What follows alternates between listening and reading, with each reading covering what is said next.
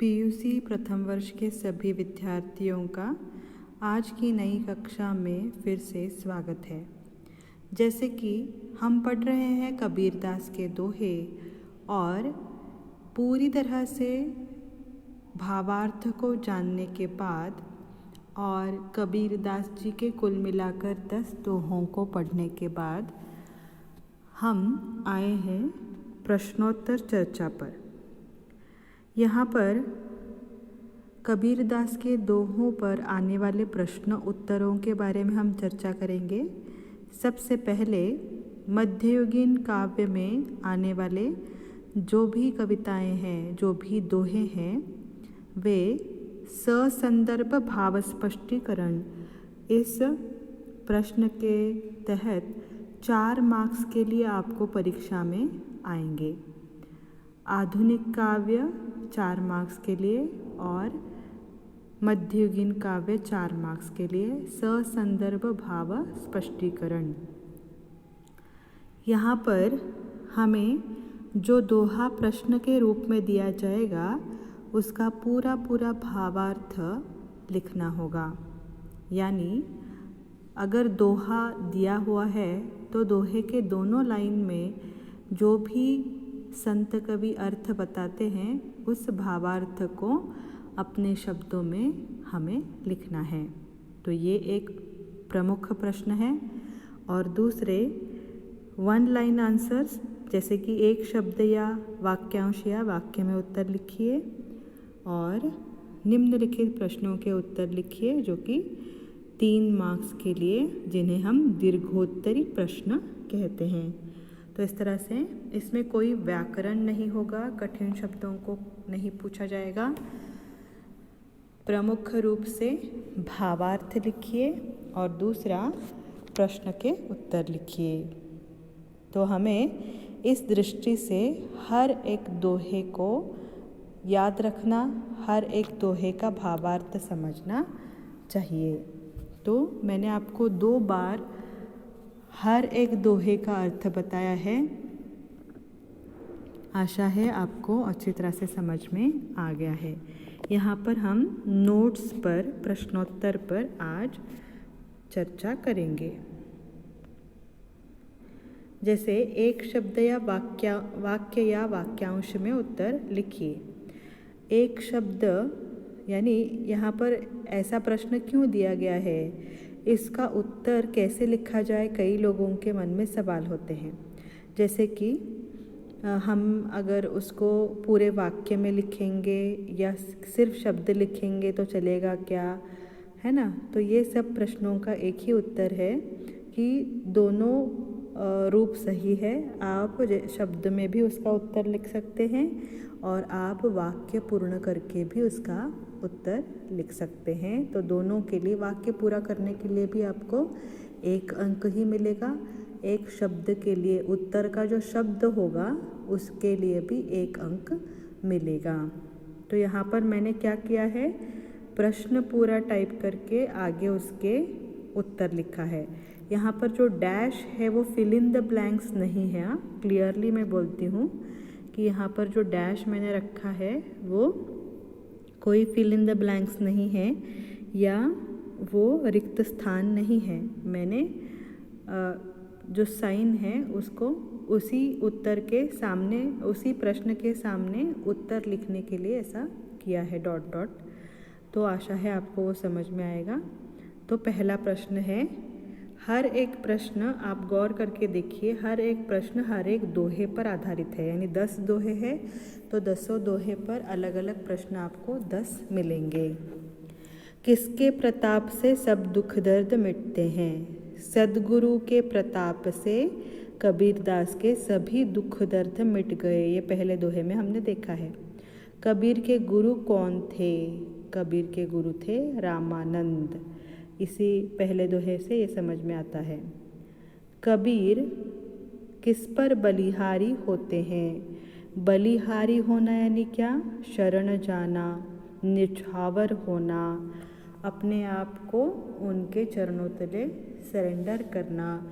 तो कबीरदास के लिए अपने गुरु ही एक ऐसे व्यक्ति थे जिनके पैरों तले वो शरण जाना चाहते थे? इसका उत्तर है गुरु। माटी कुम्हार से क्या कहती है?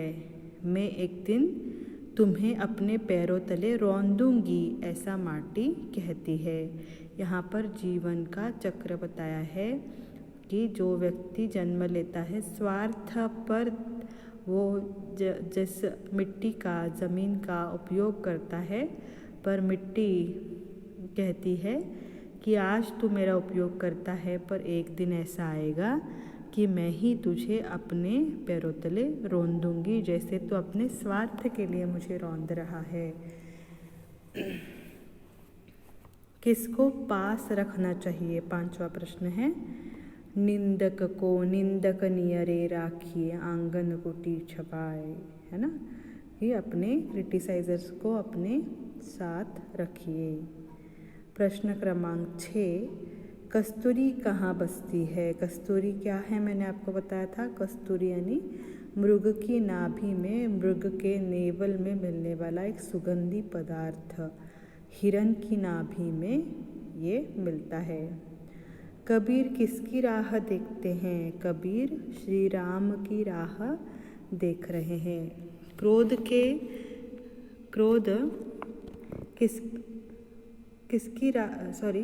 किसके समान है? क्रोध मृत्यु के समान है ना। जहाँ क्रोध है वहाँ पर जल्द ही मृत्यु यानी काल आ सकता है। क्षण में कुछ भी हो सकता है, क्रोध के क्षण इंसान कुछ भी कर सकता है, इसीलिए क्रोध बहुत ही बुरा है, भयंकर है। दुख में मनुष्य क्या करता है? दुख में मनुष्य भगवान का स्मरण करता है। कबीरदास के अनुसार किसकी जाति नहीं पूछनी चाहिए? कबीरदास के अनुसार साधु की जाति कभी नहीं पूछनी चाहिए। तो इस तरह से कुल मिलाकर 10 दोहों पर आधारित 10 प्रश्न हैं। बहुत ही आसान है। अगर आपको दोहे अच्छी तरह से समझ में आ गए हैं तो ये प्रश्न लिखने में आपको कोई दिक्कत नहीं होगी, ये उत्तर लिखने में। और आप इसको अगर पॉज करेंगे तो पॉज करके भी आप नोट्स बना सकते हैं, या इनका स्क्रीनशॉट रख सकते हैं, या इन्हें और एक बार सुन सकते हैं। 2-3 वेज है आपके पास इन्हें कैसे सेव किया जाए, और सबसे अच्छा वे ये है कि आप इसे समझ लें। बार बार सुनकर अगर आप ये समझ जाएंगे तो आपको ज़्यादा दिक्कत नहीं होगी। उसके लिए राइटिंग प्रैक्टिस भी आपकी हो जाएगी। तो कृपा करके इस क्लास को सुनने के बाद आप इस पाठ को ठीक तरह से उसके प्रश्नोत्तरों को लिखिए, भावार्थ लिखिए, जो मैंने पिछली कक्षाओं में बताया है।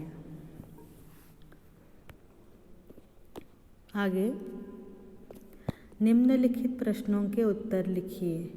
प्रश्न क्रमांक 2, गुरु की महिमा के बारे में कबीर के क्या विचार है? उत्तर है, गुरु हमें ज्ञान देकर सही मार्गदर्शन देते हैं। कबीरदास के अनुसार गुरु के प्रताप से हमारे जीवन के सभी दुख दर्द मिट जाते हैं। गुरु और गोविंद दोनों अगर खड़े हैं तो गुरु के ही शरण पहले जाते हैं। इससे गुरु का महत्व अपने जीवन में क्या है ये समझ में आ जाता है। ये समझाया है कबीरदास जी ने कि गुरु की महिमा यानी क्या? महत्व यानी इम्पोर्टेंस। तो सबसे पहले 2 दोहे जो है कबीरदास ने बताए हुए कि सबसे पहला, गुरु जब रामानंद मिले तो मेरे जीवन के सारे दुख दर्द कैसे मिट गए। और दूसरा है कि गुरु और गोविंद अगर दोनों खड़े रहे तो मैं गुरु के शरण पहले जाऊंगा, क्योंकि गुरु ने ही भगवान तक, परमात्मा तक पहुंचाने का सही मार्ग बताया है, ये उन्होंने कहा है। तो इस तरह से पहले प्रश्न का उत्तर पहले 2 दोहों का जो भावार्थ है वही बना हुआ है। यहाँ पर मैंने आपको समझाने के लिए काफ़ी शॉर्ट में लिखा है। आप ये इसमें अपने समझ के अनुसार इसमें आप अपने विचारों को भी डाल सकते हैं और उत्तर को और दीर्घ बनाना आवश्यक है, क्योंकि कुल मिलाकर 3 मार्क्स आपको मिलेंगे। तो यहाँ पर गुरु की महिमा दोनों दोहों का भावार्थ आप इसमें लिख सकते हैं।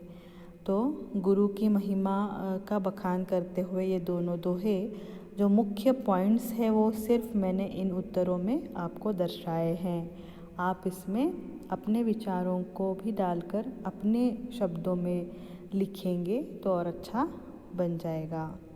और कुल मिलाकर 3 मार्क्स। अपने विचारों को लिखना है, यानी कुछ भी यहाँ वहाँ का मत लिखिए। रिलेटेड जो भावार्थ मैंने आपको दिया है, मैंने डिक्टेट भी किया है, वही भावार्थ पूरी तरह से इस उत्तर में आना चाहिए। अगला प्रश्न है, जीवन की नश्वरता के बारे में कबीर के क्या विचार है।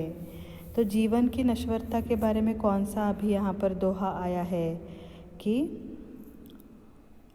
कवि कहते हैं कि मनुष्य का जीवन क्षणभंगुर अर्थात नश्वर है और इसीलिए उसे किसी को भी नीच नहीं समझना चाहिए, घमंडी नहीं बनना चाहिए और हमारा काम टालना नहीं चाहिए, उसे तुरंत करना चाहिए। तभी हम सफल बन सकेंगे, अपने जीवन को अर्थपूर्ण हम बना सकते हैं।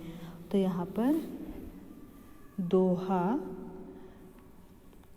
कौन सा दोहा यहाँ पर इसमें, माटी कहे कुम्हार से तू क्या रोंदे मोए, जो तीसरा दोहा है उस तीसरे दोहे पर आधारित यह प्रश्न है कि जीवन हमारा क्षणभंगुर है, कभी भी किसी भी समय कुछ भी हो सकता है और किसी भी एक क्षण अगले क्षण में क्या होगा ये किसी को जानकारी नहीं है।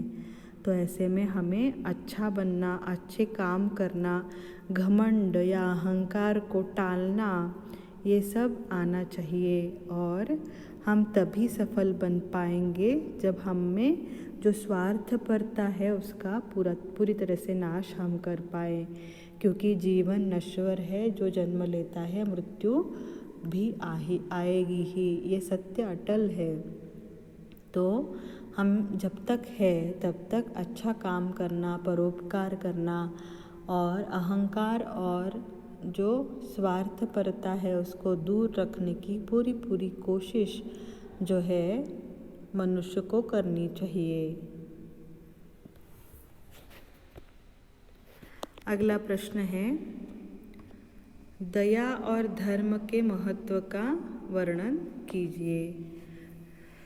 तो संत कवि कबीरदास कहते हैं कि जहाँ दया वहाँ धर्म है और उसमें परोपकार की भावना होनी चाहिए। जहाँ लोभ या स्वार्थ की भावना है वहाँ पर पाप होता है, क्योंकि स्वार्थी लोग अपनी भलाई के लिए बहुत बार अन्याय करते हैं। परोपकार का अर्थ है हर मनुष्य की सहायता करना, क्षमा करना।